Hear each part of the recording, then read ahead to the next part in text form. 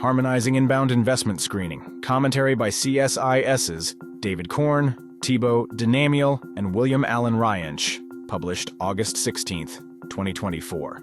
This text-to-speech audio was generated by 11 Labs. Introduction. The Committee on Foreign Investment in the United States, CFI-US, commanded extensive attention last month amid a Senate hearing and the release of its 2023 annual report. Yet, the real story might lie in what went unsaid.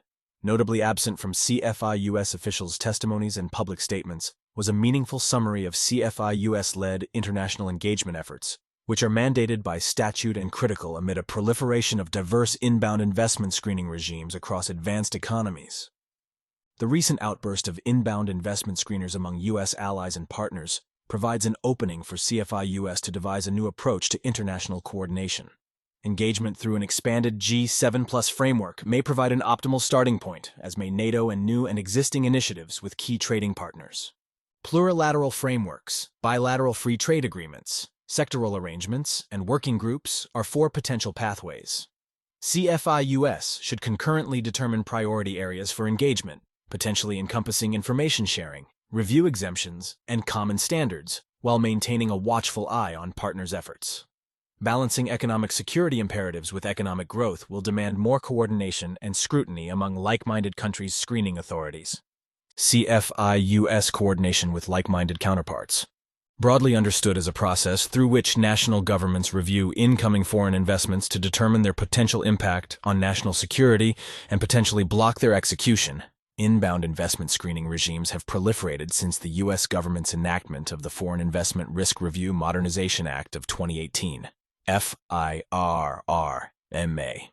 Aside from expanding the jurisdiction of CFI-US to cover a wider range of transactions, FIRRMA called on the U.S. President to conduct a more robust international outreach effort to urge and help allies and partners, to establish processes similar to those of CFI-US. As chair of CFI-US, the Department of the Treasury has since supported over 30 countries' proposals, revisions, or enactments of inbound investment screening mechanisms. Adopters now include virtually every U.S. ally and key partner, such as Australia, Japan, India, Israel, New Zealand, the Philippines, South Korea, and Taiwan, as well as 22 out of 27 European Union member states. The remaining states have all initiated procedures to create such a mechanism, and a European Commission proposal promises to mandate their establishment. Such a rapid embrace suggests that CFI-US has successfully conveyed the economic security imperative for inbound investment screening. However, a patchwork of different review processes has emerged among the inbound investment screeners of U.S.-aligned countries, many of which may diverge from those adopted and presumably supported by CFI-US abroad. Definitional triggers. The establishment of an inbound foreign direct investment (FDI) screener for national security purposes requires criteria by which a government can identify proposed transactions that pose risks and therefore necessitate review. Many national governments have understandably sought to improve the effectiveness of their screeners by adding additional criteria, particularly by broadening the definition of foreign investment subject to review. Most definitions sensibly require investments with a clear connection to national security, defense, or public safety to be reviewed. However, several governments have also adopted screening criteria beyond core security-related concerns, with some focused on economic considerations, such as Japan's criteria on the smooth functioning of Japanese economy and the Investment Canada Act's net benefit threshold, which considers, among other things, an investment's potential impact on employment, exports from Canada, industrial efficiency, technological development, product variety, and competition. Beyond the Canadian regime's consideration of a transaction's compatibility with cultural policies, many regimes now bleed into matters of social policy as well. New Zealand evaluates if an investment is in alignment with New Zealand's values and interests, while South Korea similarly evaluates if social morals and customs are threatened by an investment. Likewise, Poland's criteria include health and life of the population and the protection of the environment. By contrast, Australia embraces a catch-all term, national interest, that covers everything from employment and prosperity and impact on the economy and the community to potential effects on biodiversity and the character of the investor. Coverage of investment types, another common strategy to expand or minimize. The breadth of an inbound investment screener is to specify the type of financial investments covered. One such example is the coverage of loans, bonds, and other non-equity-based investments, in some cases referred to as indirect investments, that, aside from conferring shares, may provide foreign investors of domestic firms with control, material influence, or access to data and intellectual property. Several countries' screening regimes, such as those of Denmark, Japan, Spain, and South Korea, explicitly cover many such transactions. However, those of several U.S. allies such as Sweden and France do not. Another area of notable divergence among inbound investment screeners lies in their coverage, or lack thereof, of greenfield investments. Distinct from traditional foreign acquisitions of existing acquisitions, greenfield investments are a type of FDI in which a parent company invests in operations in a foreign country from the ground up, starting with new facilities and infrastructure.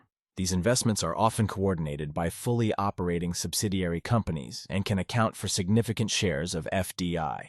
In the European Union, for example, inbound FDI originating from China and Hong Kong, conducted via EU-based subsidiaries, reached 38% of total FDI in 2021.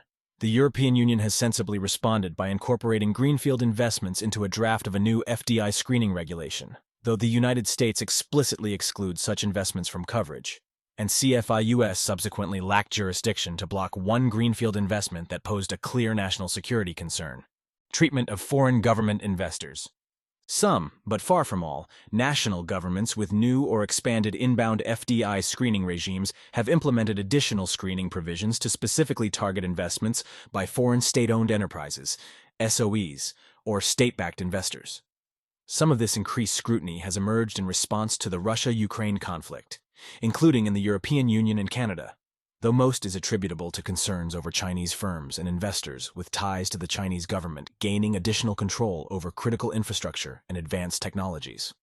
For example, May 2024 reforms to the inbound screening regime of Australia, which accumulated over $113 billion worth of investments by Chinese firms between 2006 and 2023, stipulate that reviews of proposed investments involving a foreign government investor will additionally consider if the investor may be pursuing broader political or strategic objectives that may be contrary to Australia's national interest.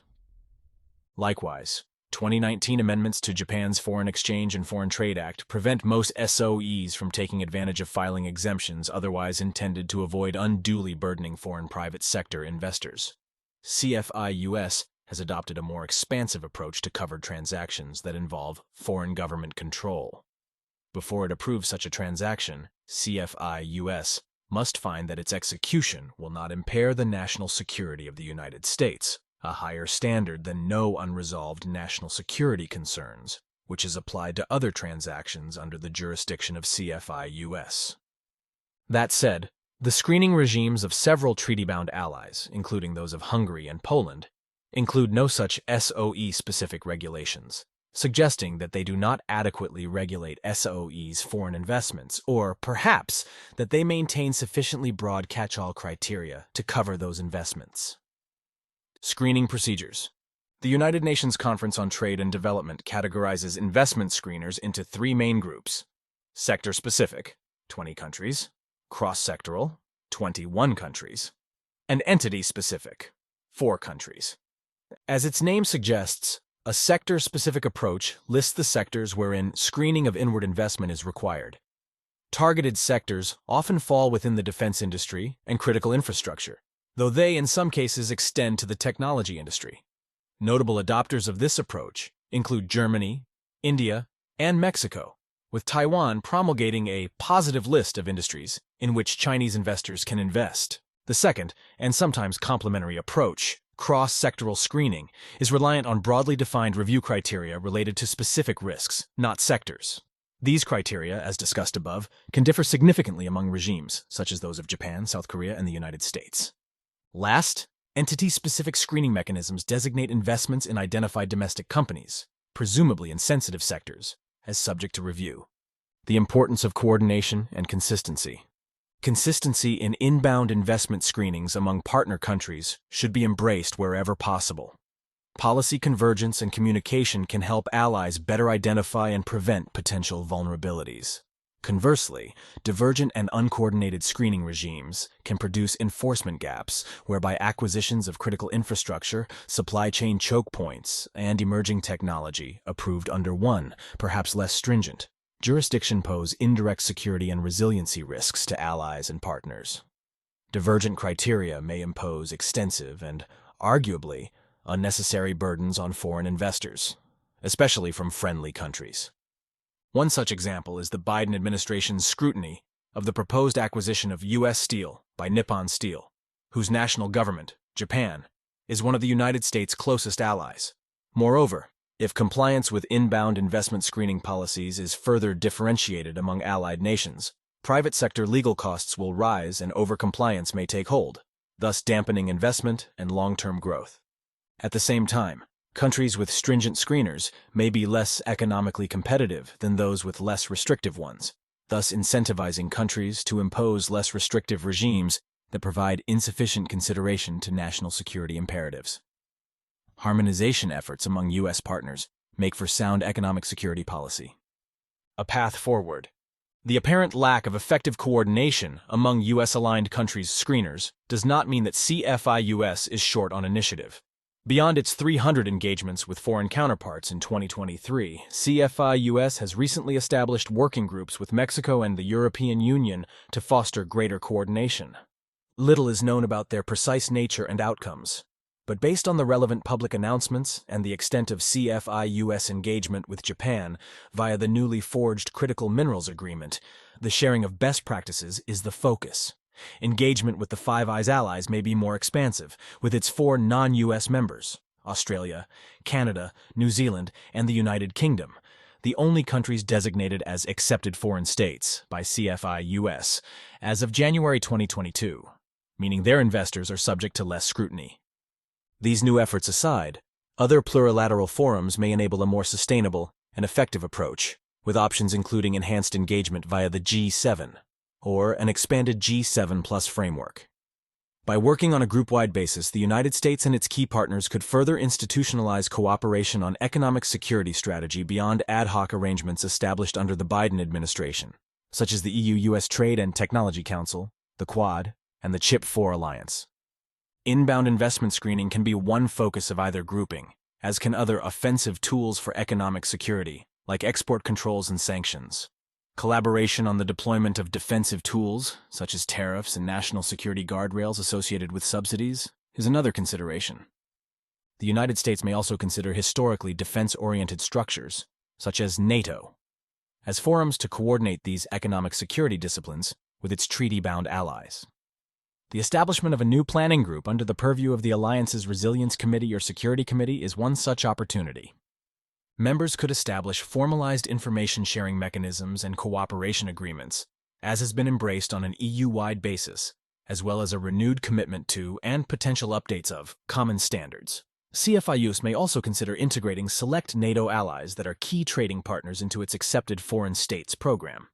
The Biden administration's new Regional International Economic Arrangements, the Indo-Pacific Economic Framework for Prosperity and the Americas Partnership for Economic Prosperity, could also provide platforms to engage governments on investment screening. Many of their members, as well as most emerging markets and developing economies, EMDEs, in the Global South, require significant volumes of FDI to fund infrastructure development, but lack the instruments and bureaucratic capacity necessary to manage the security implications of such FDI inflows. As a result, these arrangements' minimal oversight of SOEs, many of which are Chinese, and the subsequent dominance of SOEs in providing funding for critical infrastructure in EMDEs risk, exacerbating economic security vulnerabilities and jeopardizing their potential gains from U.S. de-risking policies. Lastly, whitelists and new trade agreements, including sectoral arrangements, may help the United States incentivize heightened investment in critical sectors while strengthening economic security. As recommended by Peter Harrell, a former official on the Biden administration's National Security Council staff, in remarks last year, CFI-US can create a whitelist of companies based in critical sectors and either eliminate or expedite CFI-US screening for cross-border investments in these sectors. Along those lines, the United States can forge new agreements that ensure companies from allied nations like Japan can invest in sectors critical to national security, such as semiconductor manufacturing or biotechnology research and development, without risk of CFI-US intervention. Harrell also suggests that the United States should use trade deals to lock in commitments by foreign governments to restrict Chinese acquisitions of strategic companies in their countries through CFI-US-like mechanisms. The 2026 review of the US-Mexico-Canada Agreement, for instance, is a fitting pilot opportunity. Conclusion. The growing complexity of inbound investment screening mechanisms across U.S. allies and partners highlights both the challenges and opportunities for CFI-US in enhancing international coordination. The fragmented landscape of screening criteria and procedures among allied nations underscores the need for a more harmonized approach to protect economic security while fostering investment growth. Doubly so for U.S. partners in the Global South, which urgently need increased investment yet lack sufficient economic security protections. As countries adopt varying standards and definitions, CFI-US must leverage its existing relationships and new frameworks, such as the G7, bilateral agreements, and sector-specific arrangements, to promote consistency and effective collaboration. Whether it be through enhanced information sharing, the exchange of best practices, or the establishment of common standards, CFI-US can play a pivotal role in aligning inbound screening regimes, thus ensuring that common national security concerns are addressed without stifling economic progress. The path forward involves not only strengthening existing partnerships but also innovating new mechanisms for engagement, ultimately creating a more cohesive and secure economic environment. For more analysis, visit csis.org.